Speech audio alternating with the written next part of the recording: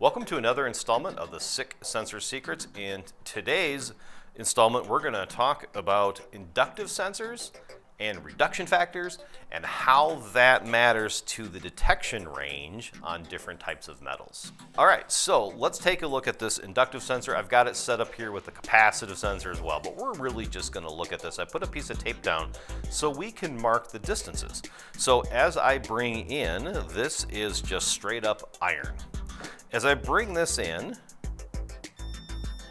there's my switching output. I'm going to back it off a little bit. I'm going to move it in, and I'm just going to put a little mark here. This is not a scientific study, but it's not about the exact numbers.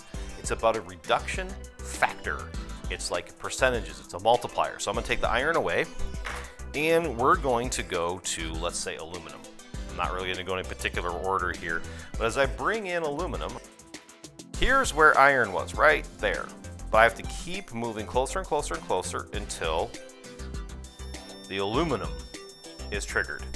Really, really, really close to the sensor. And move it this way a little bit, we can see in it. I'm gonna turn the beeper off again. Okay, I'm gonna mark that. This is the reduction factor. We give a sensing range for the best target, and we give a max sensing range and like a safe sensing range based on temperature changes and things like that. And then we give reduction factors for different types of metal. And it's basically a multiplier. So you would take the range of that sensor and you would multiply it by a number that makes it smaller. I'm gonna turn the buzzer back on again. Now we're taking a look at brass. It's gonna be somewhere between the two. So I move in, output turns on. It's about the same. Again, not a scientific study here. So we've got brass right about that same range. Let's bring in copper.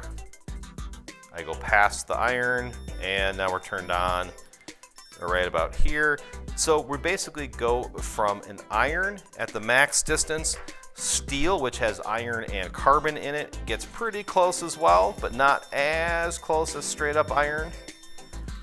So we have our iron, our steel, and then our basically not as good as induction capabilities. The eddy currents can't set up as well in here and dampen the field that's being created in our sensors. So I hope that helps understand a little bit more about inductive sensors, the range that's given, and then what these reduction factors are, and it limits the maximum range on these non-steel and iron metal targets. So thank you very much for watching another installment of the SICK Sensor Secrets. Please like, subscribe, comment below on questions you have, experiences you've had, solutions, and have a community try to respond and help each other out. And we will see you back here for another SICK Sensor Secrets.